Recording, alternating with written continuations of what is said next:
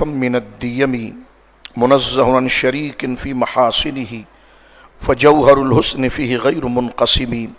ثم الرضا نبی بکر وعن عمرا وعن علی وعن عثمان ذی الکرم مولاي صل وسلم دائما سرمدا علی حبیبک خیر الخلق کلہم۔ اللہ کی حمد و ثنا نبی محترم، نبی معظم،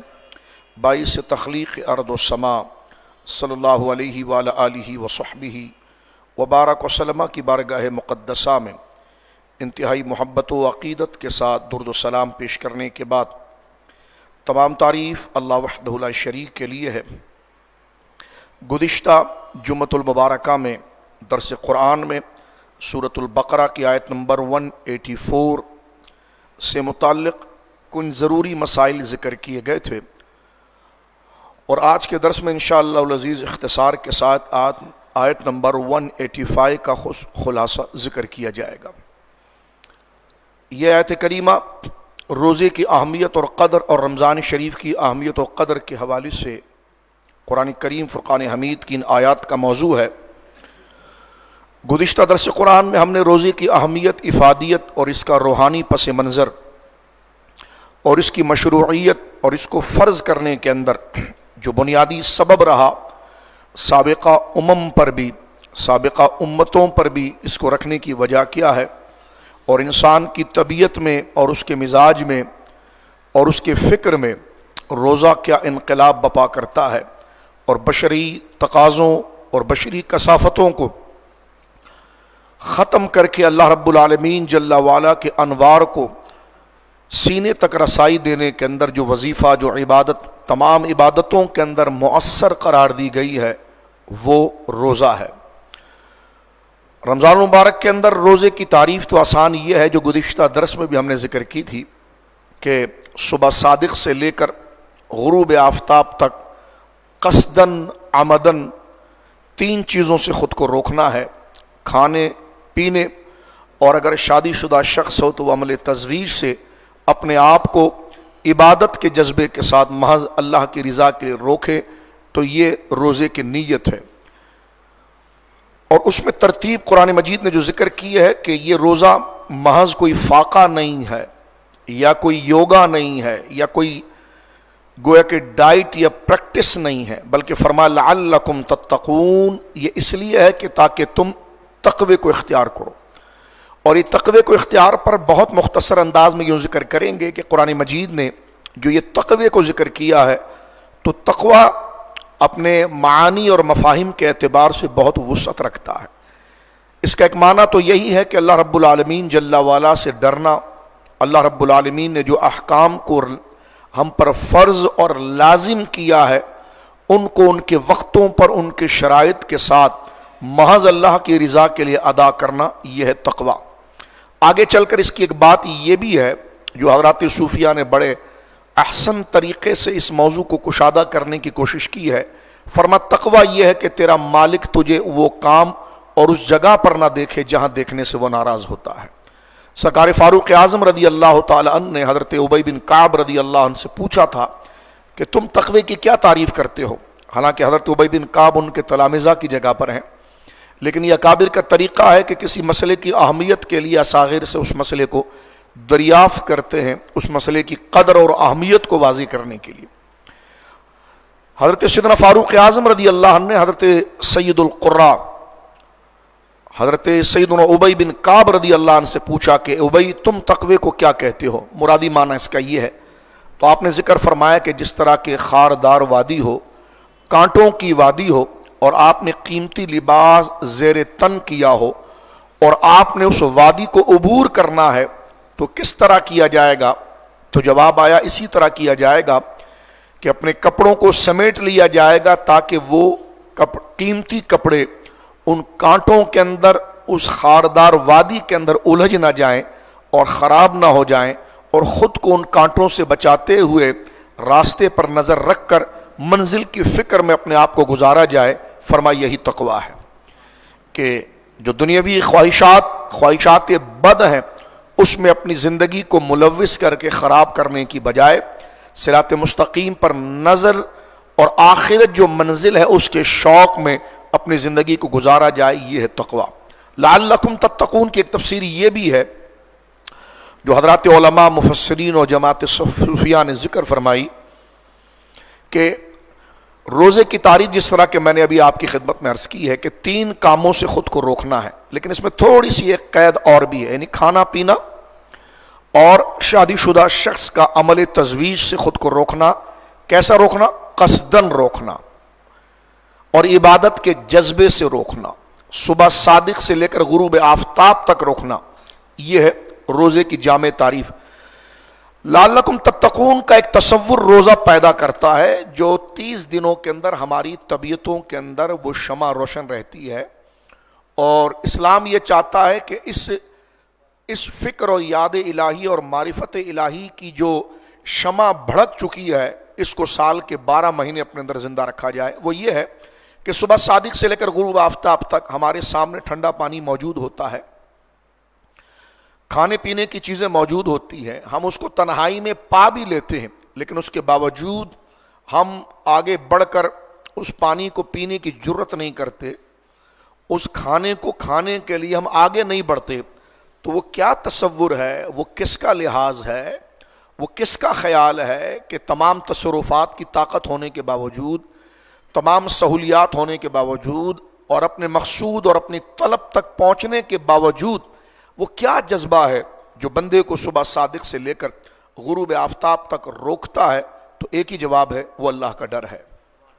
وہ اللہ کا خوف ہے، وہ عبادت کا احساس، بس یہی ہے لعلکم تتقون۔ فرمایا گیا کہ صبح صادق سے لے کر غروب آفتاب تک تمہارے سامنے ٹھنڈا پانی موجود ہے، جس تک پہنچنا، اس کو استعمال کرنا کوئی آپ کو نہیں روک سکتا۔ کھانے کی چیز موجود ہے،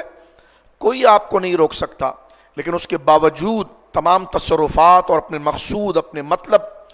اور جس چیز کو آپ کا جی چاہ رہا ہے وہاں تک اپروچ کے لیے کوئی چیز آپ کے سامنے آگے ہڈن نہیں بن رہی ہے، رکاوٹ نہیں بن رہی ہے، کوئی چیز آ نہیں رہی ہے، تو پھر کس وجہ سے آپ تصرف نہیں کرتے؟ کس وجہ سے وہ گلاس اٹھا کر اپنے منہ سے نہیں لگاتے؟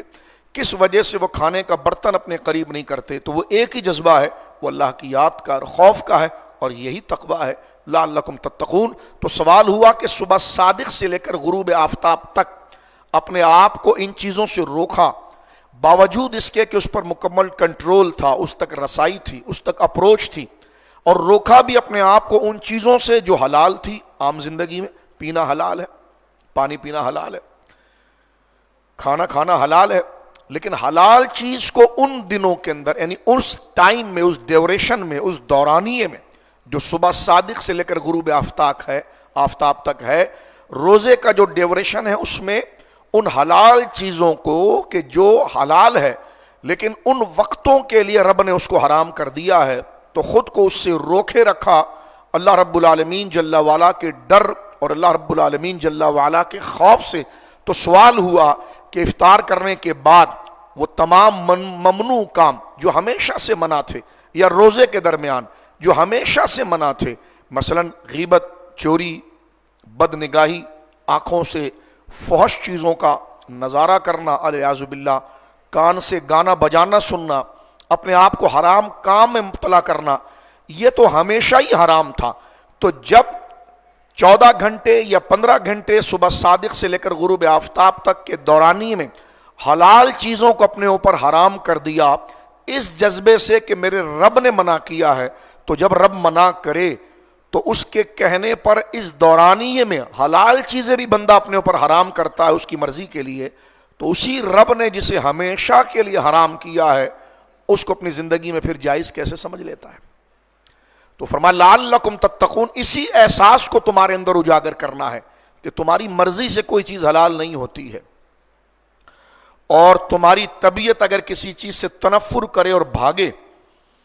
تو اس سے وہ چیز حرام نہیں ہوتی ہے۔ حرام اور حلال کرنے والا اللہ رب العالمین جب وہ چاہے جس چیز کو تمہارے لیے حلال کر دے، جتنی ٹائم تک چاہے حلال کرے، اور جب چاہے وہ تمہارے لیے اس چیز کو حرام کرے۔ تمہاری توجہ کا مرکز اور تمہاری کوششوں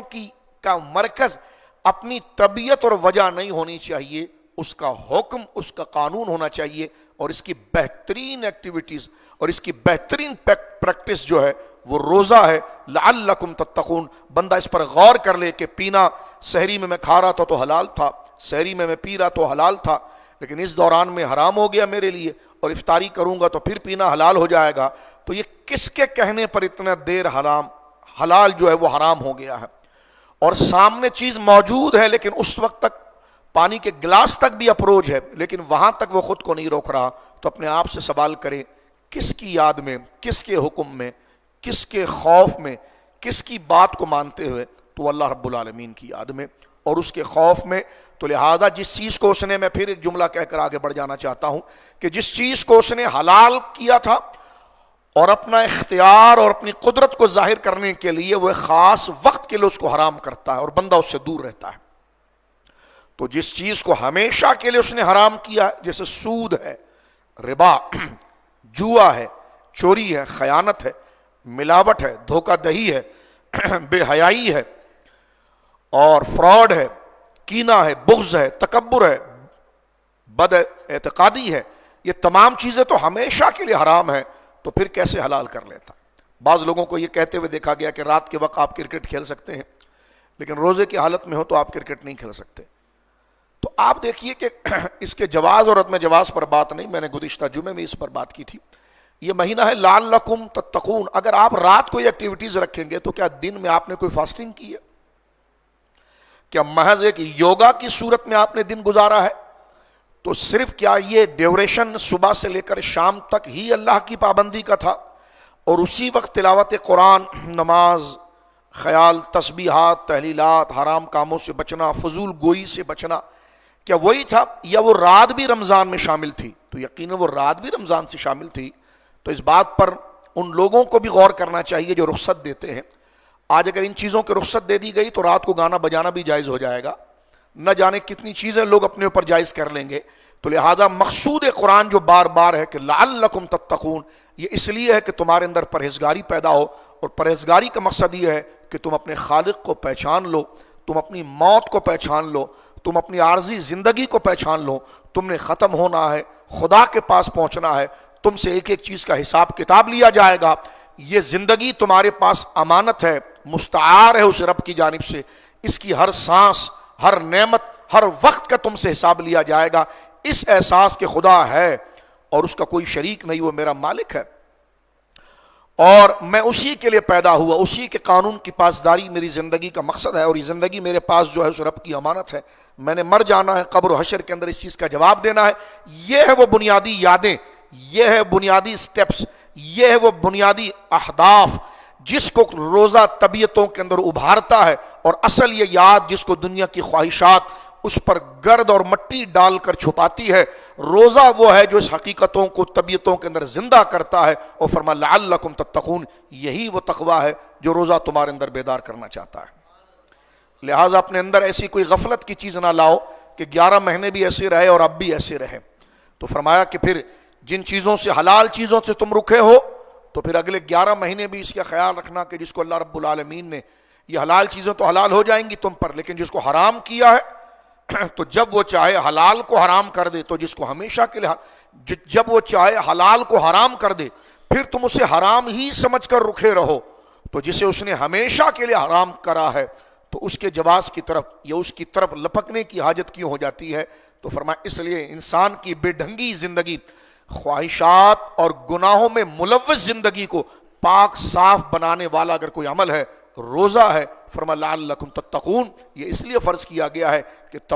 تمہارے اندر یہ بنیادی یادیں اور یہ اہداف، یہ مقصد جس کو تم بھول چکے ہو اور قبر کے دہانے پہنچ رہے ہو، تو روزہ ہی وہ ہے جو تقوی کی صورت میں ان بنیادی مقاصد کو تم میں یاد دلاتا ہے۔ فرمایا ایام معدودات، یہ گنتی کے روزے ہیں،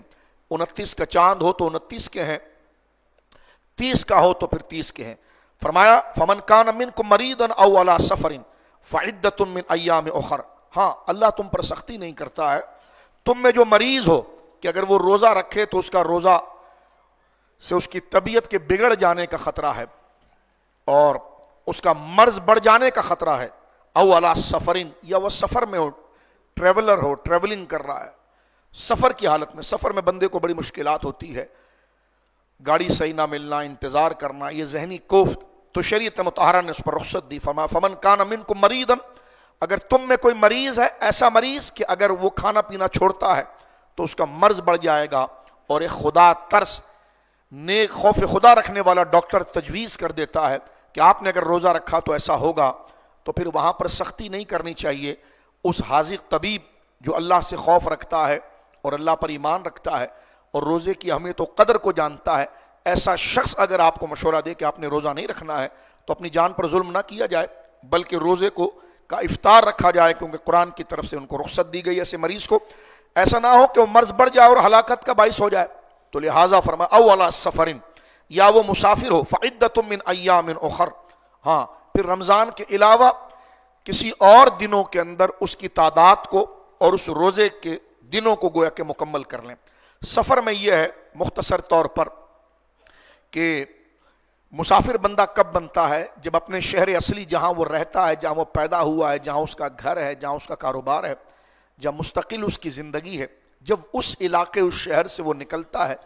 اور جہاں وہ جانا چاہتا ہے، میں ایک گویا کہ بیلنس اس میں رینک آپ کے سامنے عرض کر رہا ہوں، 99 کلومیٹر، کیونکہ 98 کلومیٹر 0.84 کے قریب تک جاتا ہے، تو ایک جزمن سمجھ لیجئے کہ جس طرح کے 54 میل 54 مائلز اور سم تھنگ کچھ اس کے گویا کے پوائنٹس آتے ہیں، اسی طرح 98 کلومیٹر اور سم تھنگ کچھ، تو اس کو ایک جرنل اس کا لیا جا رہا ہے کہ 99 کلومیٹر اپنے شہر سے وہ 99 کلومیٹر دور کسی جگہ پر وہ جانا چاہتا ہے، تو اپنے شہر کو چھوڑنے کے ساتھ وہ مسافر ہو جائے گا، اور جہاں وہ جانا چاہتا ہے تو وہاں وہ 15 دن سے کم کی نیت رکھتا ہے، تو وہاں پہنچ کر اس جگہ پر پہنچ کر وہ مسافر رہے گا، اور وہ چاہے تو روزے کی رخصت ہے اس کے لیے، وہ روزہ نہ رکھنا چاہے تو شریعت مطہرہ نے اس کو رخصت دی ہے دوران سفر بھی، اور اگر 15 دن سے زیادہ کی اس نے نیت کر لی ہے تو وہ مقیم ہو جائے گا۔ تو فرمایا فعدۃ من ایام اخر، تو وہ اپنے مریض اور مسافر جو ہے وہ اپنے روزے کی استعداد کو آگے مکمل کرے۔ آگے ایک بڑی پیاری بات آ رہی ہے جس کو سمجھنا ہے، فرمایا وعلی الذین یطیقونہ فدیۃ طعام مسکین۔ پہلے زمانے میں یوں ہوتا تھا کہ اگر کوئی شخص جو ہے روزہ رکھنے کی طاقت نہیں رکھتا تو وہ فدیہ دے دیتا تھا، جس کو ہم جس طرح کی آسان فدیے کا کانسیپٹ یوں سمجھ لیجیے آپ، جو عید کے دن ہم ایک عید الفطر یعنی عید الفطر میں ایک صدقہ فطر دیتے ہیں، بس یہی فدیہ ہے۔ اب صدقہ فطر کی رقم آپ دیکھ لیجئے موجودہ دور میں کتنی بن رہی ہے، 300 350 بن رہی ہے، تو ایک صدقہ فطر جو ہے وہ فدیہ بنتا ہے۔ پہلے دور میں یوں ہوا کرتا تھا کہ جو لوگ روزہ نہیں رکھ سکتے تھے وہ فدیہ دے دیتے تھے، تو اس احکام کو یہاں پر بیان کیا، لیکن بعد میں اس کو روک دیا گیا۔ فمن شہد منکم الشہر فلیصم، آگے جو آیت آ رہی ہے اس نے اس حکم کو روک دیا، فرمایا فمن شہد منکم الشہر فلیصم، جو رمضان کا مہینہ پائے گا اس میں موجود ہوگا وہ حال میں روزہ رکھے گا، الا یہ کہ ایگزمپٹ کر دیا مسافر کو، اور جو مسافر کو اور مریض کو، لیکن عام لوگ، اب اس میں بھی مریض کون سا ہے جو فدیہ دے گا اور کون سا مریض ہے جو فدیہ نہیں دے گا، وہ اپنی قضا کرے گا۔ ایسا مریض ہے جس کو کہا گیا ہے کہ جناب جس کا مرض ٹھیک ہونا اب اس کی امید نہیں ہے، تجربہ یہ ہے، ڈاکٹر بھی یہ کہتے ہیں کہ ایسا مرض اب ٹھیک نہیں ہوتا، بلکہ اللہ محفوظ فرمائیے عمر کے اعتبار سے بڑھ جاتا ہے، ٹھیک ہونے کی آگے کی کوئی امید نہیں ہے اس کی۔ تو ایسا مرض جو اس وقت روزہ رکھتے ہوئے خلل بن رہا ہے روزے کے اندر کہ اس کی صحت پر، جان پر یا مرض کے بڑھ جانے کا اندیشہ ہے، اور وہ مرض ایسا ہے جو کنٹینیو رہتا ہے، تجربے کے اعتبار سے ڈاکٹر کہتے ہیں، تو ایسا مریض اگر ہے ایک، اور دوسرا شیخ فانی ایسا بوڑھا آدمی ہے کہ جو عمر کے ایسے مرحلے میں پہنچ گیا ہے، ایسی عمر میں داخل ہو گیا ہے کہ جس میں صحت کا دوبارہ بحال ہونا اور صحت و توانائی اور طاقت کا دوبارہ لوٹ کر آنا ممکن نہیں ہے، تو اس کو فقہ کی اصطلاح میں شیخ فانی کہتے ہیں۔ تو ایک ہے شیخ فانی اور ایک ایسا مریض جس کا مرض ختم ہونے، ایک عارضی مرض ہے، جیسا بڑا شدید بخار آ گیا، جیسا عارضی سفر ہوتا ہے، بندہ سفر سے ختم ہوا تو پھر روزے رکھے گا، اسی طرح ایک مرض جو عارضی تھا، جو اس دوران اس ڈیوریشن میں رکھنے میں تو خطرے کا باعث تھا، لیکن دوائی وغیرہ لیا وہ مینج کر گیا، تو ایسا مرض جو کنٹینیو نہیں رہتا ہے، وہ دوائی وغیرہ استعمال کرنے سے بندہ پراپر پھر اپنی زندگی میں آ جاتا ہے، تو ایسا مریض اپنے روزے کا فدیہ نہیں دے گا بلکہ قضا کرے گا، جس طرح کہ فعدۃ من ایام اخر، مسافر کے لیے بھی اور اس کے لیے کہ وہ اپنے مرض کا کہ صحت یابی جیسی پائے گا تو وہ فدیہ نہیں دے گا اس میں، بلکہ وہ روزے کی قضا کرے گا۔ ہاں ایسا مریض ہے یا ایسا بوڑھا شخص ہے، ایسا مریض جس کا مرض اب صحیح ہونے کی کوئی امید نہیں ہے، اور ایسا ہے کہ جب بھی وہ رکھے گا تو اس کی طبیعت بگڑ جائے گی بلکہ آگے اور بگڑتی جائے گی، اور ایسا بوڑھا شخص جو عمر میں اتنا طویل عمر پا چکا ہے کہ وہ جس کو شیخ فانی کہا جائے، جس کی طبیعت اور طاقت دوبارہ بحال ہو، ایسا ممکن نہیں ہے، تو ان کے لیے فدیہ ہے۔ اور یہ جو آیت ہے اس کے حکم کو روک دیا گیا، کیونکہ اس میں تو یہ تھا وَعَلَى الَّذِينَ يُطِيقُونَهُ فِدْيَةٌ طَعَامُ مِسْكِينٌ، اور جو بہت مشکل سے ادا کر سکیں، روزہ بڑی مشکل سے رکھیں تو وہ فدیہ دے دیں، تو اس حکم کو روک دیا گیا اور اس کو خاص کر دیا گیا ہے صرف ان مریضوں کے لیے جس کا مرض دوام پر ہے، اور ان بوڑھے شخص پر، معمر شخص پر جو شیخ فانی بن چکا ہے۔ فرمایا فَمَن تَطَوَّعَ خَيْرًا فَهُوَ خَيْرٌ لَهُ، اور جو خوشی سے زیادہ نیکی کرے اس کے لیے زیادہ بہتر ہے۔ وَأَن تَصُومُوا خَيْرٌ لَكُمْ إِن كُنتُمْ تَعْلَمُونَ، ہاں مسافر کو بھی چاہیے اور ایسا مریض کہ وہ روزے کو مکمل کر سکتا ہے اور اس میں بہت قوی امید ہے کہ طبیعت خراب نہیں ہوگی اور وہ روزہ مکمل کر جائے گا، اور ایسا مسافر کہ وہ سفر میں بندے کو اتنا، آج کل کے سفر تو بڑے فلیکسیبل ہو گئے ہیں اور بڑے راحت پسند ہو گئے ہیں، تو اس میں بندہ جو ہے کہ وہ ٹریولنگ کر جائے گا، گزار جائے گا، تو یہاں پر شریعت مطہرہ نے اس کو سہولت دی اور اس کو کہا کہ اگر وہ روزہ رکھ لے تو بہت ہی اچھا ہے اس کے لیے، اگر وہ اس بات کو جانتا ہو، اس لیے کہ عام دن میں وہ روزہ رکھے گا تو روزے کی قضا تو ہوگی لیکن رمضان کی وہ ساعت تو اس کو نہیں مل پائے گی، رمضان کا جو وہ دن ہے وہ تو نہیں مل پائے گا۔ فرمایا شہر رمضان الذی انزل فیہ القرآن، اسی سے متصل آیت نمبر 184 شروع ہو گئی۔ فرمایا رمضان کا وہ مہینہ انزل فیہ القرآن، جس میں اللہ رب العالمین نے قرآن کو نازل کیا، ھدی للناس، یہ لوگوں کے لیے ہدایت ہے، یہ کسی ایک قوم، جماعت، قبیلے، قصبے کے لیے نہیں ہے۔ فرمایا ھدی للناس، یہ سارے انسانوں کے لیے یہ ہدایت بنا کر بھیجا گیا ہے۔ اس لیے قرآن کریم کا موضوع، کیونکہ ہر کتاب کی ایک تعریف ہوتی ہے، اس کا ایک موضوع ہوتا ہے، اس کی ایک غرض و غایت ہوتی ہے، تو قرآن کی تعریف کیا ہے ہماری اصول کی کتابوں میں لکھی گئی کہ اللہ کی وہ کتاب جو نبی مکرم صلی اللہ علیہ وسلم کے سینہ مبارکہ پر اتری، الفاظ و معنی کا مجموعہ عربی زبان کے اندر، جس کو جبرائیل لے کر آئے ہیں، تواتر کے ساتھ ہم تک پہنچی ہے اور 2 جلدوں کے اندر ہمارے پاس موجود ہے، یہ قرآن کی ایک تعریف ہے۔ موضوع اس کا کیا ہے، قرآن کا سبجیکٹ کیا ہے، قرآن کس کو ٹارگٹ کرتا ہے، اس کا اہداف کیا ہے؟ فرما انسان، اب وہ مومن ہو، کافر ہو، کالا ہو، گورا ہو، مشرقی ہو، مغربی ہو، جنوبی ہو، شمالی، اس سے کوئی غرض نہیں، قرآن کا موضوع ہے انسان، اس کو جلانے سے چھٹی نہیں ہوگی۔ جو لوگ اس کو جلا کر سمجھ رہے ہیں کہ ہم نے بہت بڑی فتح کی ہے، یہ انسان کے لیے تم تک پہنچے گا۔ جو لوگ قرآن کو جلا کر یہ سمجھتے ہیں کہ ہم نے بہت بڑا تیر مار لیا، یہ تمہاری شکست ہے، تم ہار گئے ہو، تمہارے پاس اس کا جواب نہیں ہے، کیونکہ انسان چاہے مومن ہو یا کافر ہو، اپنا ہو یا غیر ہو، اس کی طبیعت میں اٹھنے والے جو تقاضے ہیں اس کی تکمیل قرآن کرتا ہے۔ قرآن کا موضوع پاکستان، ہندوستان نہیں ہے، قرآن کا موضوع انسان ہے۔ انسان جہاں پر بھی ہوگا یہ ہر قسم کے بیرر کو توڑتا ہوا انسان تک پہنچ جائے گا، اور اس کو جلانے سے کام نہیں چلے گا، جو پیغام اس کو ہے اس کی تحقیق کرو، اس کو قبول کرو، کیونکہ جلانا اور اس سے نفرت کرنا یہ تمہاری شکست ہے کہ تم اس کا جواب نہیں دے سکتے، تم نے خود سے غلط نظریہ بنا دیا ہے، اور یہ جو بات کر رہا ہے کیونکہ رب کا کلام ہے جس نے ہمیں پیدا کیا ہے، اور جو یہ بات یہ کر رہا ہے اس کے خلاف تم جان بوجھ کر اپنی سچائی کا گلا گھونٹ رہے ہو۔ تمہیں چاہیے کہ سچائی کو قبول کرو، آگے بڑھو، اس کا مطالعہ کرو اور اسے دیکھو، اس لیے کہ کسی قوم، گروہ، فرقے، جماعت، وطن کے لیے نہیں آیا، ھدی للناس، اور یہ وہ قرآن ہے جو ساری انسانیت کے لیے، وبینات من الہدی والفرقان۔ اللہ اکبر۔ فرمایا کہ اس حال میں کہ یہ رائے حق دکھاتا ہے لوگوں کو، اور اس میں روشن دلیلیں ہدایت کی اور حق و باطل کی تمیز یہ کراتا ہے، کیا حق ہے کیا باطل ہے، کیونکہ قرآن کوئی سائنس کی کتاب نہیں ہے، کوئی فزکس کی کتاب نہیں ہے، کوئی میتھمیٹکس کی کتاب نہیں ہے، یہ ہدایت کی کتاب ہے۔ انسان کو گائیڈنس کے لیے اور اپنی زندگی کے مقصد کے لیے، میں کون ہوں، کیسے آ گیا، کہاں جاؤں گا، کہاں پہنچوں گا، میں کس کی سپرویژن میں ہوں، کون میرا مالک ہے، تو اس چیز کو جو کتاب واضح کرتی ہے دلائل کے ساتھ، بینات من الہدا والفرقان، جو واضح روشن دلیلوں کے ساتھ اس چیز کو انسان کی باطن کے تقاضے کو واضح کرتی ہے، والفرقان، اور حق و باطل کو ممیز کر کے تمیز کے ساتھ اس کے سامنے واضح کرتی ہے، فرمایا وہ قرآن ہے۔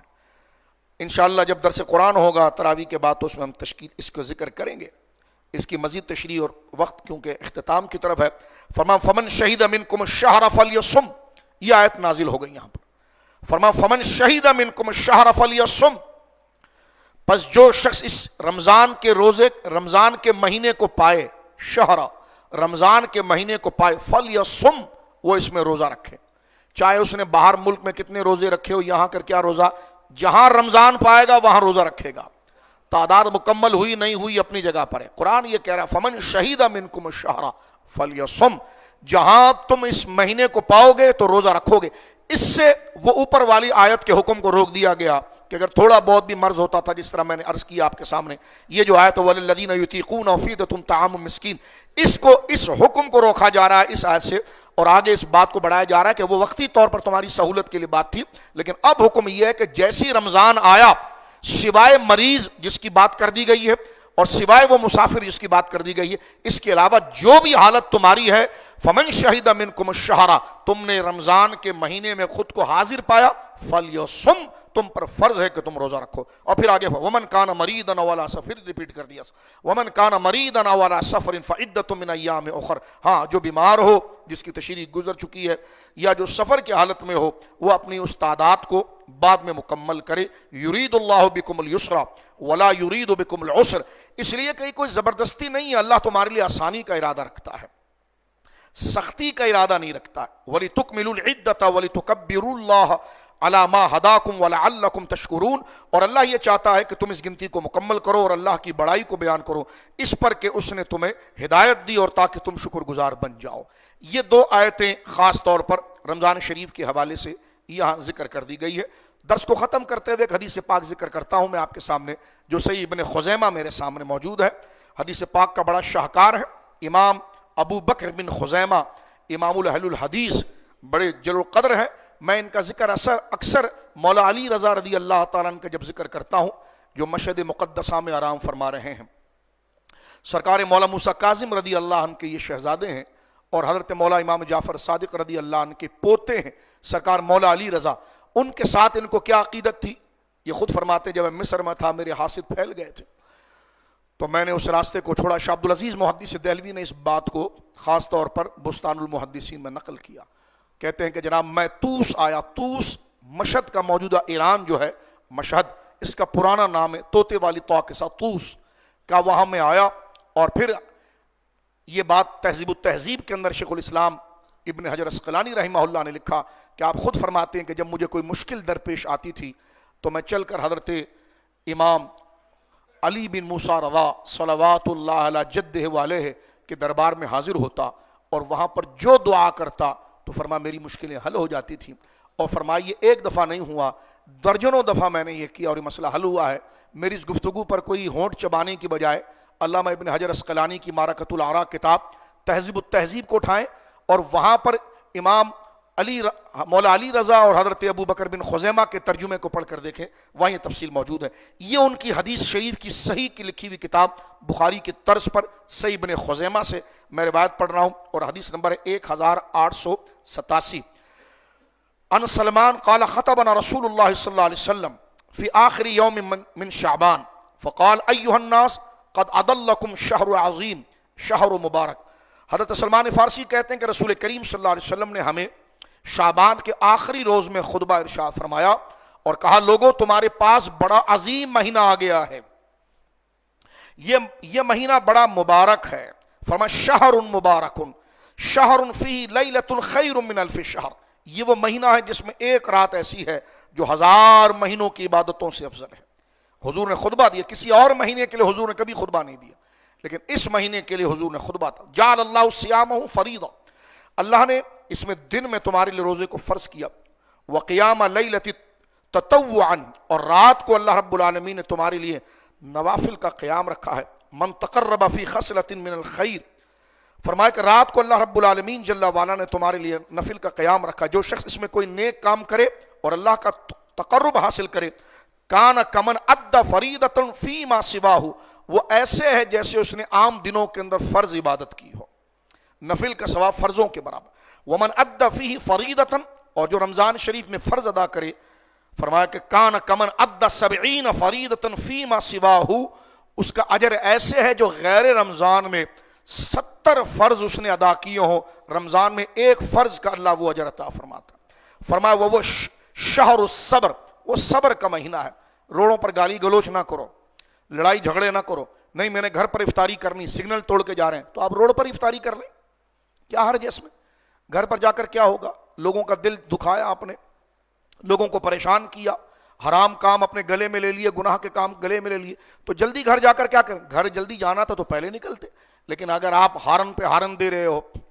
اور سگنل کو توڑ رہے ہو، لوگوں کو ڈسٹرب کر رہے ہو ہیں،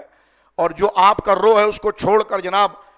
گویا کہ غلط طریقے سے ڈرائیونگ کر رہے ہو، تو یہ کیا؟ یہ مہینہ ہی صبر کا ہے۔ اگر یہ تمام لوگوں کے حقوق کو ادا کرتے ہوئے تم راستے پر ہی روزہ کھول لیتے نا تو یہ روزہ مقبول تھا، کیونکہ یہ روزہ جو ہے وہ صبر کا مہینہ روزہ۔ نہیں میرے کو کچھ نہیں کہنا، میرا روزہ ہے، تو یہ بتانے کی چیز ہے، لعلکم تتقون، یہ تو چھپانے کی چیز ہے۔ اس لیے حضور نے فرمایا اس میں تیش میں آنے کی بجائے غور کرو، وہ شہر الصبر والصبر ثوابہ الجنہ، اور اس صبر جو برداشت، تم غصے کو برداشت کرو گے، کوفت کو برداشت کرے گے، تکلیف کو برداشت کرو گے، تو اس کا اجر صرف جنت ہے۔ اللہ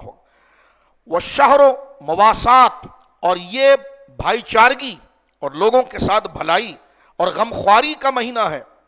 دیگ لے جا کر دور بانٹ رہے ہو، اپنی بہنوں کو دیکھو، بھائیوں کو دیکھو، بھانجوں کو دیکھو، بھتیجوں کو دیکھو، خونی رشتوں کو دیکھو پہلے، تو فرمایا یہ غمخواری کا مہینہ ہے۔ وشہر یزداد فیہ رزق مومن، اس مہینے میں اللہ مومنین کے رزق کو بڑھاتا ہے۔ من فطر فیہ صائما کان مغفرۃ لذنوبہ، جس نے افطاری کروائی اللہ اس کے سارے گناہوں کو معاف کر دے۔ وعتق رقبۃ من النار، اور اس کی گردن کو اللہ رب العالمین جہنم سے آزاد کر دیتا ہے جس نے روزے دار کو افطاری کرائی۔ وکان لہ مثل اجرہ من غیر ان ینتقض من اجرہ شیء، حضور علیہ الصلوۃ والسلام ارشاد فرما رہے ہیں کہ اس کی گردن کو اللہ جہنم سے آزاد کر دیتا ہے،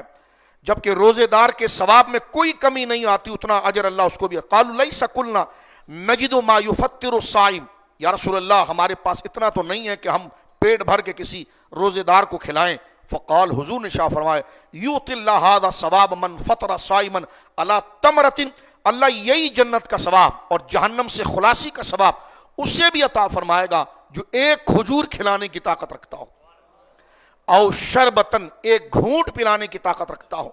او شربتن مائن، او مزغتن لبن، یا ایک گھونٹ دودھ پلانے کی طاقت رکھتا ہو۔ وہو شہر اولہ رحمہ وَأَوْسَطُهُ مَغْفِرَةٌ وَآخِرُ عِتْقٌ مِّنَ النَّارِ، اس کے ابتدائی 10 دن رحمت ہے، درمیانی 10 دن مغفرت ہے، اور آخری 10 دن جہنم سے آزادی ہے۔ من خفف عن مملوکہ غفر اللہ لہ، جو اپنے ماتحت لوگ جو ہیں غلام، اور آج کے اعتبار سے اگر اپنے ماتحت جو کارکن کام کر رہے ہیں، جو مزدور کام کر رہے ہیں، ان پر جو تخفیف کرے گا اور ان کے لیے آسانی کرے گا، لیکن مزدور بھی مست نہ ہو جائے، وہ بھی سیرٹ کا کام پورا کرے گا، یہ نہیں کہ آئے گا ہی نہیں کہ جناب میں نے جناب، کیونکہ لوگ کہتے ہیں جی غریب ہے، میں نے کہا غریب اور امیر کا مسئلہ نہیں ہے، مسئلہ عدل و انصاف کا ہے۔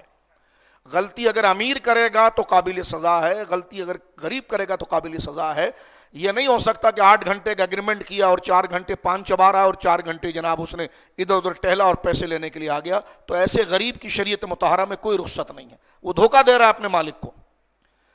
تو جس طرح باس کے اوپر سختی ہے اس طرح اس پر بھی، لیکن جو ایسا مزدور ہے جو اپنی ڈیوٹی پوری ادا کر رہا لیکن روزے کی حالت کے اندر ہے، رسول کریم فرماتے ہیں جس نے اپنے مزدور پر تھوڑی نرمی کی ہے اللہ رب العالمین اسے بخش دے گا اور جہنم سے آزاد کر دے گا، اس مالک کو جہنم سے آزاد کر دے۔ وَاسْتَكْثِرُوا فِيهِ مِنْ 4 خِصَالٍ خِصْلَةٌ تَرْضَوْنَ بِهِمَا رَبَّكُمْ، فرمایا آخری بات حضور علیہ الصلوۃ والسلام اس میں ارشاد فرماتے ہیں کہ جس طرح یہ فرمایا جس شخص نے اپنے غلام کو اور اپنے ماتحت کو آسانی کی ہے اسے اللہ رب العالمین معاف کر دے گا۔ اس مہینے میں 4 کام کی کثرت کرو، حضور فرماتے ہیں وَاسْتَكْثِرُوا فِيهِ مِنْ 4 خِصَال، صحابہ سے فرمایا کہ میری امت سے کہو کہ اس میں 4 کاموں کی وہ مواظبت کرے. فرمایا 2 کاموں میں سے تو اپنے رب کی رضا اور خوشندی کو حاصل کر لو گے. فرمایا 2 کام سے تم بے پرواہ نہیں ہو سکتے. رہے وہ 2 کام جس سے تم نے اپنی رب کی رضا حاصل کر لو گے تو وہ اس بات کی گواہی دینا ہے کہ اللہ کے سوا کوئی معبود نہیں اور وہ سچا رب ہے, اور اس سے گناہوں کی بخشش مانگتا رہے. اور 2 چیزیں جو ہیں جس سے تم بے پرواہ نہیں ہو سکتے وہ یہ ہے کہ تم اللہ تعالیٰ سے جنت کا سوال کرو اور جہنم سے اس کی پناہ میں آ جاؤ. اور جس شخص نے اس مہینے میں روزے دار کو پیٹ بھر کے کھانا کھلایا تو اللہ تعالیٰ اسے میرے حوض سے پانی پلائے گا. یہ لمبا طویل خطبہ تھا جو صحیح ابن خزیمہ میں حضرت سلمان فارسی رضی اللہ تعالیٰ عنہ سے روایت ہوا. اس سے ملتے جلتے الفاظ سنن نسائی کے اندر بھی موجود ہے. آج کے درس میں ہم نے آیت نمبر 184 اور 185 کا مطالعہ کیا اور اس میں روزے کی اہمیت اور قدر کو جاننے کی کوشش کی اور چند شرعی مسائل کو ہم نے سمجھا, اور رات رمضان کی کیسے گزارنی ہے, دن رمضان کا کیسے گزارنا ہے, اس حدیث پاک کے اندر اس کو ذکر کیا گیا. دعا کریں اللہ اسے قبول فرمائے اور ہمیں اس عمل میں مستعد فرمائے. اور سب سے پہلے یہ دعا کریں کہ اللہ ہمیں سستی اور کاہلی سے بچائے. سب سے بڑی چیز ہے سستی. اٹھے کٹے ہوتے ہیں سست پڑے ہوئے مرداروں کی طرح. کیا ہوا جی, روزہ رکھا ہے, عبادت کریں.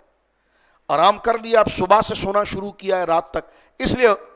ایمان اور عمل کو برباد کرنے والی چیز ہے سستی. تھوڑا چہل قدمی کریں, کوئی بدن کے اندر حرارت لے کر آئیں, مسجد آئیں, چل کر جائیں, حرارت لے کر آئیں. بیٹھے ہوئے مرداروں کی طرح بالکل جیسے بے جان ہے, ایسا نہ ہو. حضور سید عالم نے یہ ارشاد فرمایا, اس لیے حضور کثرت سے یہ دعا کرتے تھے, اللہم انا نعوذ بک من الکسل, یا اللہ میں سستی اور کاہلی سے تیری پناہ میں آتا ہوں. یہ یاد رکھ لیجئے, سستی کاہلی ایک عذاب ہے جو بندے کے عمل اور عقیدے کو خراب کرتا ہے. تو بندے کو کوئی ایسی فزیکل ایکٹیویٹیز بھی ہونی چاہیے. اور میں پوچھتا ہوں, بتائیے نماز کو اگر ٹھہر کر پڑھا جائے تو اس سے بہترین فزیکل ایکٹیویٹیز کیا ہو سکتی ہے کہ جس میں بندے کے خون کا دورانیہ بھی بڑھ جاتا ہے اور دماغ بھی اس کا ریلیکس ہو جاتا ہے اور سارا سٹریس جو ہے اور جو دماغ پر بوجھ ہے وہ بھی زائل ہو جاتا ہے. اللہ ان عبادتوں کا ذوق مجھے اور آپ کو ساری امت کو عطا فرمائے. فلسطین پر اللہ خاص فضل و کرم فرمائے. فلسطین کے مسلمانوں پر اللہ خاص, فلسطین کے ہمارے مسلمان حکمرانوں کو اللہ شرم اور حیا عطا فرمائے. اللہ رب العالمین اس قوم کے لیے آواز بلند کرنے والوں کے نصیبوں کو بلند فرمائے. اللہ ان غریب ماؤں کو صبر عطا فرمائے. اللہ اکبر, جو اپنے گود میں اپنے ننھے منھے بچوں کی لاشیں لیے بیٹھی ہیں, زخمی بچوں کو لیے بیٹھی, یا اللہ اپنے فضل سے فلسطین پر رحم فرما, کرم فرما. اس امت کو غلبہ عطا فرما. اس امت سے لالچ اور حرص اور سیاست میں سیٹوں کی لے دے بھاگم بھاگی کی بجائے اپنی قبر و حشر کی فکر کرتے ہوئے مولا کریم جو زندگی کا مقصد ہے قرآن کی ہدایت ہے, اسے ہمیں عمل کی توفیق عطا فرما. جھوٹ فریب دھوکہ خیانت سے ہمیں ہمارے بچوں تمام امت کو محفوظ فرما. وآخر دعوانا الحمدللہ.